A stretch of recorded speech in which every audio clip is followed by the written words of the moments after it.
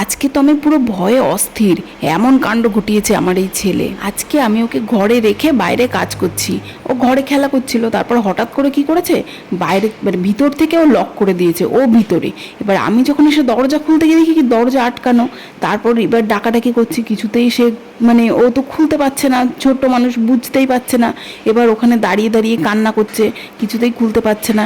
এবার আমার তো তখন এত ভয় পেয়ে গেছি, আমি তো ভাবছি এবার দরজা ভাঙতে হবে না কি করব। এবার আমরা তো এটা তো ভাড়া বাড়িতে থাকি, নিজের বাড়িতে হলে একরকম, ভাড়া বাড়িতে থেকে দরজা ভাঙতে হবে, কিন্তু কি করবো এবার। তারপর আমি পাশের ঘরে যে থাকে তাকে ডাক দিলাম, সে এসেও অনেক চেষ্টা করলো, কিন্তু বাইরে থেকে তো কিছুই করা যাচ্ছে না।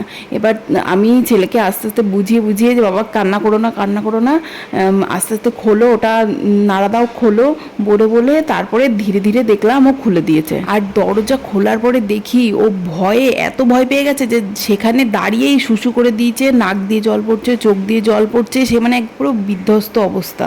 সত্যি কথা বলতে একা বাচ্চা মানুষ করা যে কি কষ্ট সেটা কাউকে বোঝানোর মতন না। ওকে এত দেখে রাখি, চোখে চোখে রাখি যে আমি ঘরের কাজ বন্ধ থাকুক, কিন্তু আমি ওকে সবসময় দেখে দেখে রাখি যে পড়ে না যায়, কোথাও কিছু না হয়ে যায়, কিন্তু তার মধ্যেও এমন ঘটনা ঘটে গেল। ঠাকুরকে ধন্যবাদ যে খুলে দিয়েছে, সাবধান হতে হবে আমার আরও অনেক।